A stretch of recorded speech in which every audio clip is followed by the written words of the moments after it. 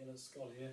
I've put a video together on how to remove the differential from your C-Class Mercedes, but look, I think this video would be good for any of the late model rear-wheel drive Mercedes, you know, the C's, the E's, the S's, etc. Technically it's not that difficult, but it is physically pretty hard work. So if you're a sedentary, unfit person, I'd recommend perhaps you get yourself into shape before you tackle something like this, because you'll probably injure yourself. When you watch the video, you'll hear me, you know, grunting and huffing and puffing, and I'm a fit bloke, so just be cautious there. And if you can get someone to help you, that'll make it even easier. So this is the first part of two videos, because what I did was I took the Diff out, totally dismantled it and installed a Quaife LSD unit. So I've split it into two videos. So part one is removing and installing the Diff. Part two is actually disassembling the differential and installing the Quaife LSD. So I hope you find this helpful, and I hope it shows you that, you know, it is possible to do this level of DIY yourself. This is getting towards the upper level, I guess. But if you've got the right tools and you think through it and take your time and do a bit of planning, yeah, it's quite easy to do yourself, and you'll save a heap of money. So I hope you enjoy it. Thanks. Here's my spider lift 2500 that I'm going to be using for this project. Very handy bit of gear. And that's my storage area there up against the wall. So I'll take that down and wheel it under the car and show you how it's used.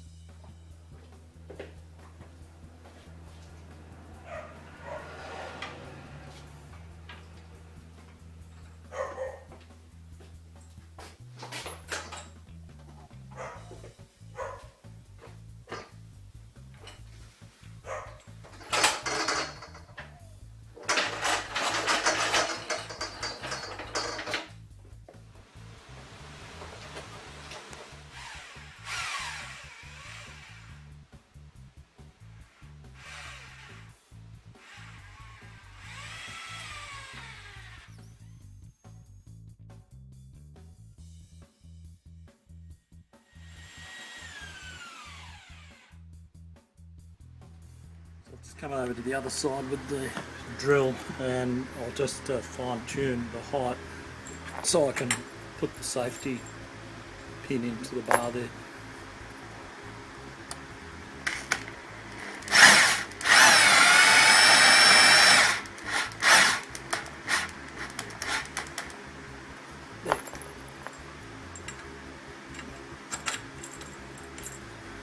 There we go. Because I've put the spider lift rear of the balance point, the car's not going to topple backwards, but I need to put some chocks under the front wheels so it won't roll forward.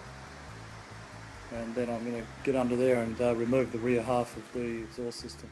Here is remove the exhaust system from this flange here back. So I'll take this all out, all comes out in one piece. Or each side comes out in one piece. I'm going to spray all the rubber hangers with some silicone spray. It usually just makes them a bit easier to get off, so I'll do that first.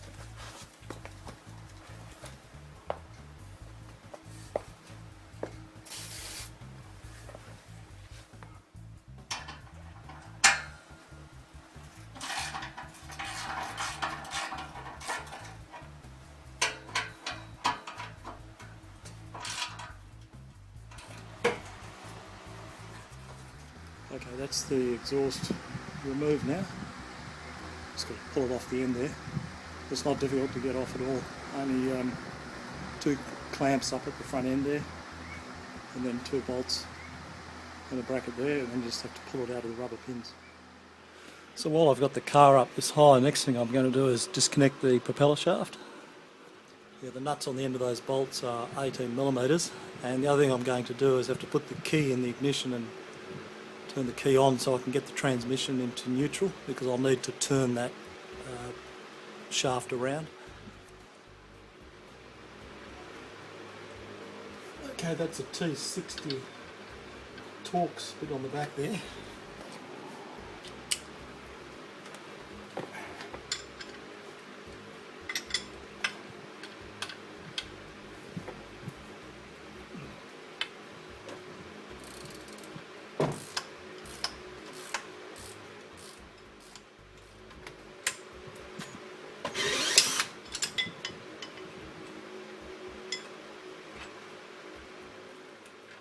Now is I've lowered the car, and I've also put axle stands under the jacking points just as a backup, but it's still probably 50% supported by the spider lift.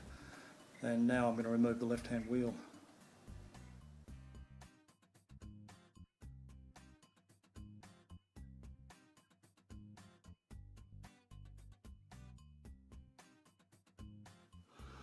I'm just showing you the right hand side here of the car, but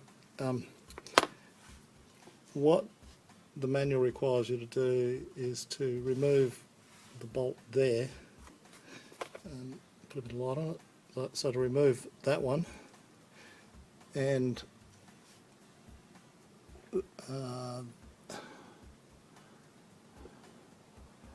that one. That's right, so they're the two lower ones that the manual asks you to undo, and then the two upper ones, which is that one there and this one here. So there's 4 bolts to take out. Now I did that, and then you're supposed to just fold the wheel carrier down and pivot it on the lower suspension arm, pivot it down. But I found that that didn't work, so I removed that bolt as well. So I disconnected the entire wheel carrier from the suspension, which I think is easier anyway. You know, to try to get the axle out of the actual hub there was damn near impossible. And you don't really need to. If you're just pulling the axle to remove the diff,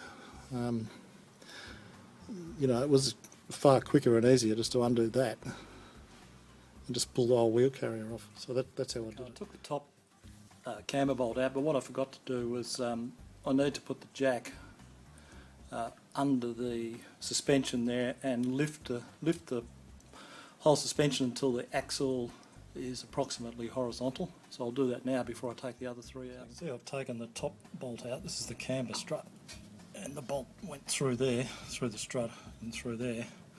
And then the next one I'm taking out is this one, but that's really tight and hard to get to because the nut is down there. So you can only get an open ender on it. So I just couldn't undo it, it was too tight. But what I was able to do was put the M12 spline bit into the head of the bolt there, and I used my impact driver, and that was able to loosen it. So now it's coming out quite easily. Okay, I've undone those 4 bolts and unclipped this electrical line out of here, the back of the wheel carrier. So you can see it's totally disconnected. You know, from here, I had to pull this big bolt out of the bottom. So that was the only extra bolt that I had to do, was just pull this big one out of the bottom here. So now the whole wheel carrier is free.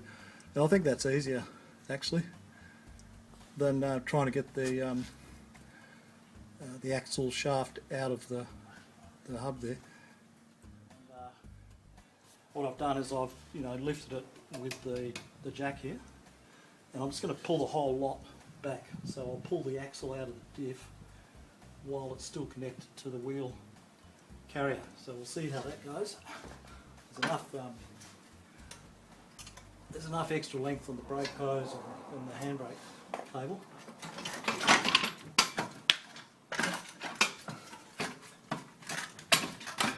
Yeah, that's great. So it's come out.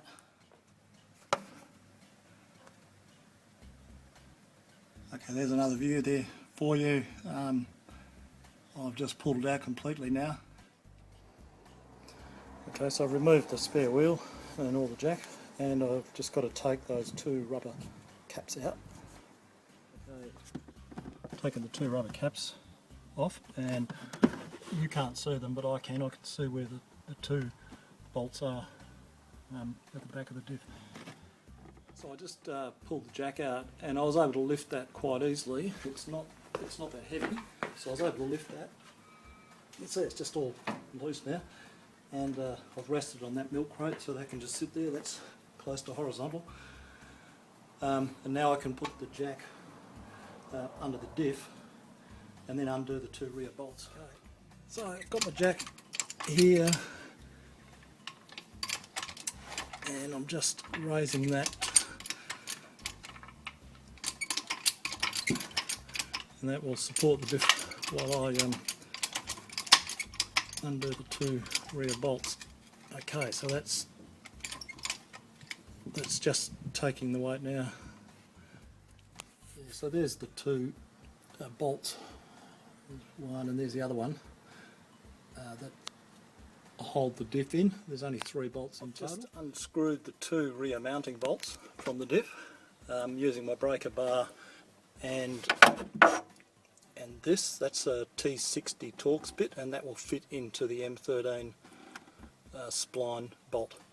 I had a lot of difficulty getting the M13, but this will fit. You have to tap it in, which is good in a way because it's a nice snug fit. And to undo them, I needed to put a piece of pipe on the end of the breaker bar there to give me a little bit more leverage. So I just sat in the trunk here. I sat in the trunk here like this with my foot supporting the back of the breaker bar, and then I was able to, with the piece of pipe on it, I was able to loosen it.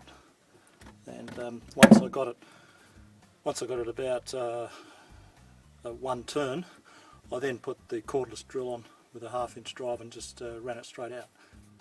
You can see there the two bolts have been taken out, and the diff's being supported by my jack. And the last thing to do is I need to undo this Torx bolt just here.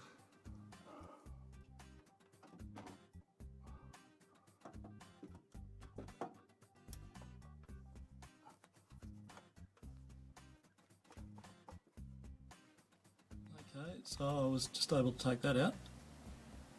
That was pretty tight actually.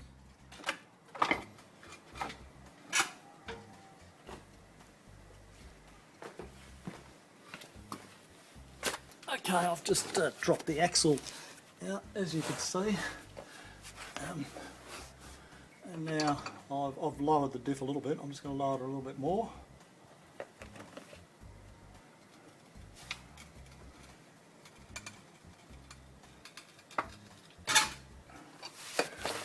I should be able to pull this out of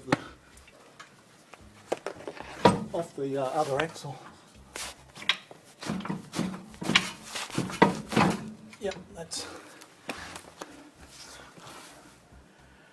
Yep, so you can see here the other axle has come out.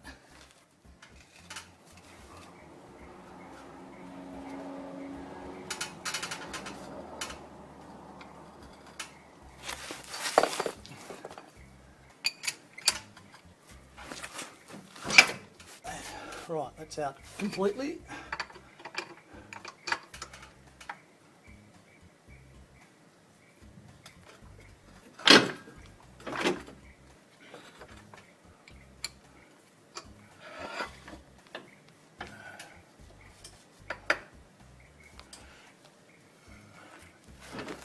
There we go, one differential. That washer there goes on that other mount, so that's alright, I know where that goes. Now I should be able to pull this out.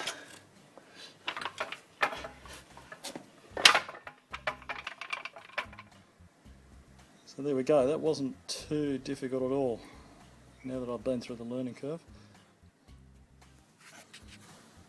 So you can see the two axles are hanging down there, so I'm just going to hook them up with a bit of wire. Okay, So they're both sort of secured, so they're not hanging too low.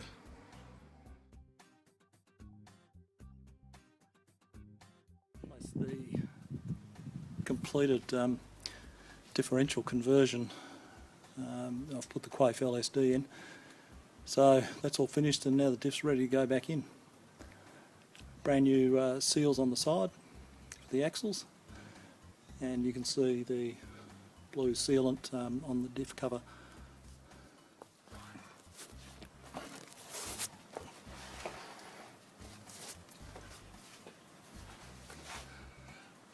So I've got the diff on my makeshift transmission jack here, and I'm just starting to raise it into position.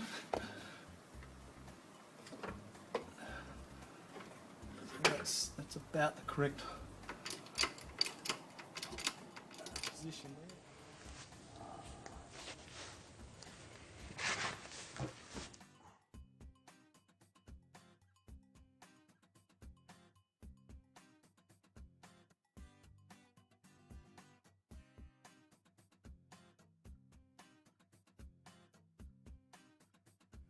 So the diff's almost at full height.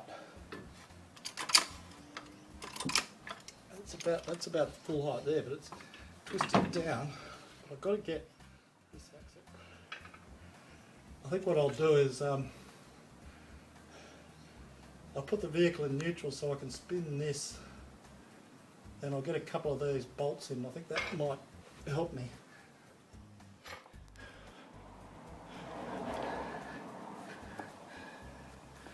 But I was just able to put one of the propeller shaft bolts through, and now I'm going to put a second one through because that's helpful because it gets it lined up. Okay, that's just finger tight at the moment, but at least it supports that end, doesn't flop around. Okay, so that's good. I'm glad that's there. Now, the tricky bit is just getting this axle to go into the diff.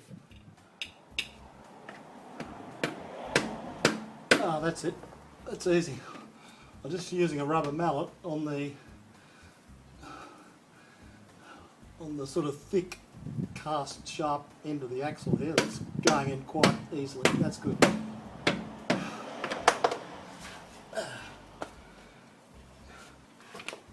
Just going to shift. There. That's home. That's definitely in. Don't forget the little spacer. It goes between the diff and the little eye bracket at the top here.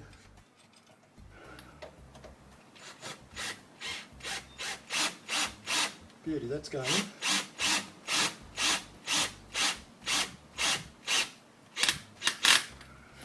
Okay. Okay, let's see if I can get this bolt here started.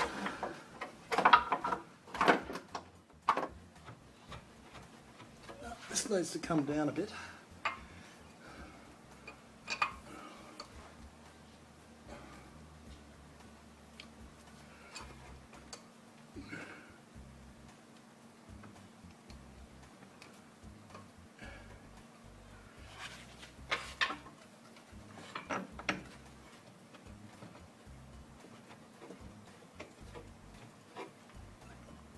Okay, so that bolt there is going in.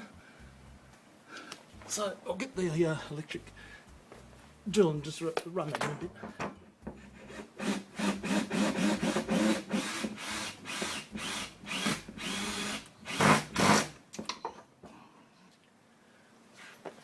Okay, now I'm putting the second rear mount in.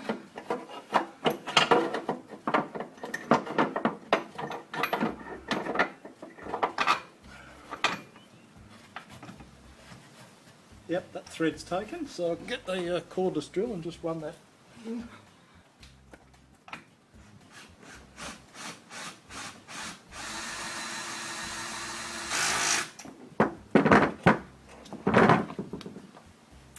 That's good news. So that's the three mounting bolts in. Haven't torqued them up yet, obviously, but I should be able to take this jack out now, give myself some room.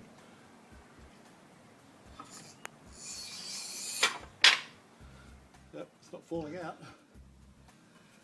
So there's the diff, and there's one of the rear mounting bolts, and there's the other one over there, still with the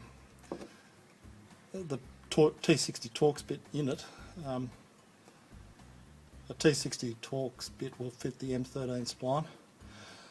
So I've managed to get the two rear bolts in, and then I've also got that top one up there.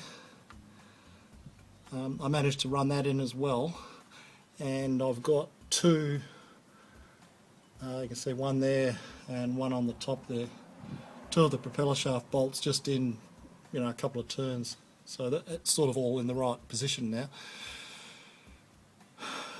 So now it's a matter of getting the other axle in, which is still down there, and complete the job. So anyway, there's nothing leaking. There's a bit of oil around here from when I was assembling it, so I'll just clean that off now. Okay, right in the, just about in the centre of the frame there is the diff, where the axle goes. So I'm shining the torch on it, and the axle is sort of hanging down the bottom there. So I'll have a crack at getting that in. If I can get the wheel carrier a touch higher.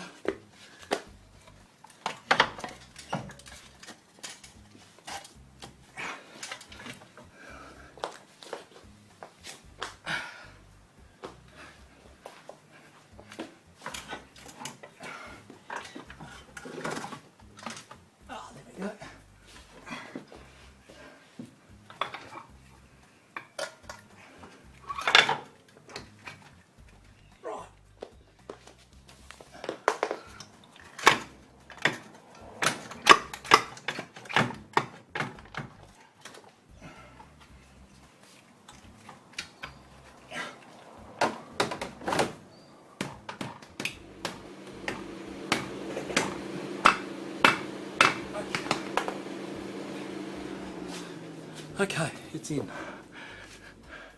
Okay, I didn't think I needed to video me doing up the propeller shaft bolts, but I've done those up.